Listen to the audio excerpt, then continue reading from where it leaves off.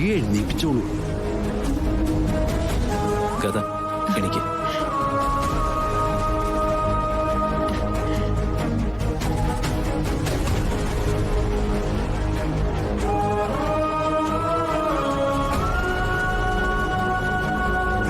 അകം നിറയുന്ന ഭക്തി തന്നെയാണ് എല്ലാ വേദനകൾക്കും പരിഹാരം. കുട്ടി അത് ഒരിക്കൽ കൂടി ഭംഗിയായി തെളിയിച്ചു.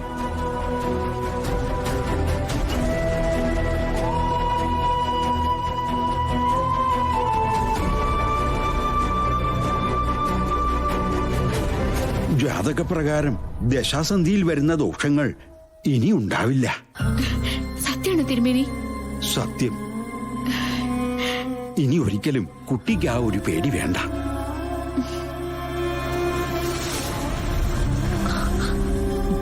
മോളെ, ഈ സ്ഥാനത്തിരിക്കുന്ന നീ ആയതുകൊണ്ട് മാത്രം അമ്മ വിശ്വസിച്ചിരുന്നു.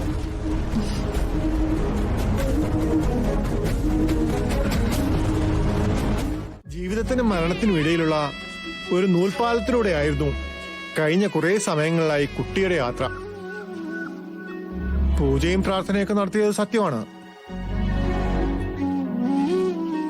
പക്ഷേ അത് മാത്രമല്ല ഈ ജീവൻ കാത്തു രക്ഷിക്കപ്പെട്ടതിന്റെ കാരണം. ഈ ഭൂമിയുടെ മറ്റേതോ കോണിലിരുന്ന് കുട്ടിയുടെ ജീവന് വേണ്ടി മറ്റാരോ മനസ്സൊരുക്കി പ്രാർത്ഥിക്കുന്നുണ്ടായിരുന്നു. അതിൽ യാതൊരു സംശയവുമില്ല. ആ പ്രാർത്ഥനയിലെ ആത്മാർത്ഥതയാണ് കുട്ടിയുടെ ജീവൻ തിരിച്ചു പിടിച്ചതിന്റെ യഥാർത്ഥ കാരണം. ആരാണ് അങ്ങനെ ഒരാള്? അങ്ങനെ ഒരാളുണ്ട് തിരുമേനി. ആളെ കുറച്ച് ദൂരെയാ. എന്തായാലും ആ ആളിന് ദൈവങ്ങളുടെ കൂട്ടത്തിൽ തന്നെ കാണുക. നാം അറിയാതെ നമുക്ക് വേണ്ടി പ്രാർത്ഥിക്കുന്ന ഒരാൾ. ആ പ്രാർത്ഥനയിൽ സ്വാർത്ഥത ഉണ്ടാവില്ല. നമ്മുടെ നന്മ മാത്രമേ അവർ ലക്ഷ്യം വെക്കൂ. ഇനിയും ചില പൂജകൾ കൂടി ശേഷിക്കുന്നുണ്ട്. അതിൽ കൂടി പങ്കെടുത്തിട്ട് പോയാൽ മതി. അങ്ങനെ ചെയ്യാൻ തിരുമേനി. എന്റെ കുട്ടിക്ക് ഇനി ഒരു ആപത്തില്ലാന്ന് ബോധ്യമാവുന്നതുവരെ ഞങ്ങൾ ഈ നടയിൽ തന്നെ ഉണ്ടാവും. എന്നാ നടക്കട്ടെ, ഞാനിതാ വരുന്നു.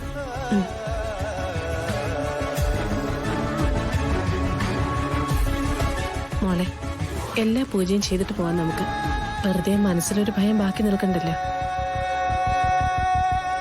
സത്യത്തില് ചിലരുടെ ഉള്ളിലെ പേടി പോവാതിരിക്കുന്നതാ അമ്മേ നല്ലത്. പേടി പോയാലേ വല്ലാതെ അങ്ങ് അഹങ്കരിക്കും.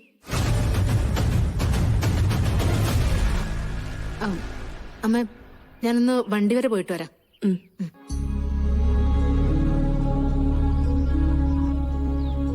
മോളിക്കുട്ടി പറയുന്നൊന്നും കാര്യമാക്കണ്ട കേട്ടോ.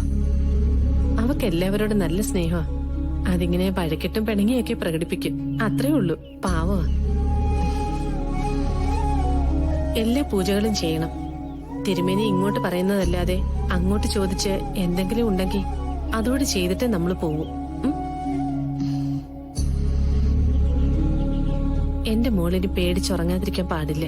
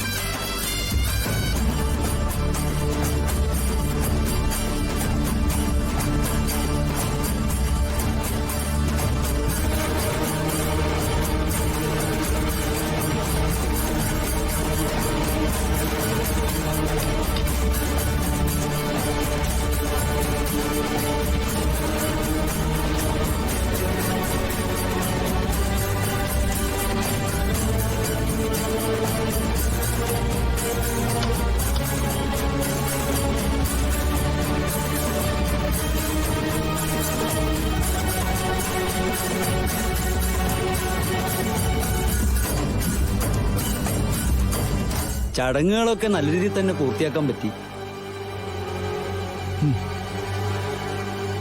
ഇനി നാഗഭയം വേണ്ട. മനസ്സ് നിറഞ്ഞ പ്രാർത്ഥന ഇനി എപ്പോഴും വേണം. എപ്പോഴാണോ പ്രാർത്ഥന കൈവിട്ടു പോകുന്നത് അപ്പോൾ പേടി മനസ്സിൽ കടന്നുകൂടുകയും ചെയ്യും. പ്രാർത്ഥനയുടെ കാര്യത്തിൽ മോള് ഒരു മുടക്കവും വരുത്താറില്ലേ? കുഞ്ഞുനാൾ മുതലേ ഉള്ളൊരു ശീലം അത് അല്ലേ ശാന്തി? കുട്ടി ജനിച്ച സമയം ഏതാ? അത് കൃത്യമായിട്ട് പറഞ്ഞു തരാമെങ്കിൽ കുറച്ച് കാര്യങ്ങൾ കൂടി പറഞ്ഞു തരാമായിരുന്നു. ശാന്തി, കൃത്യമായിട്ടുള്ള സമയം ഒന്ന് പറഞ്ഞു കൊടുക്ക. ക്ഷമിക്കണം തിരുമേനി. അത്യാവശ്യമാണെങ്കിൽ എടുത്തോളൂ. ആ, ഹലോ. ആ, പറഞ്ഞോ. ചിങ്ങമാസത്തിലെ അത്തന്നാള് വെളുപ്പിനെയാ ജനിച്ച സമയം 3 മണി.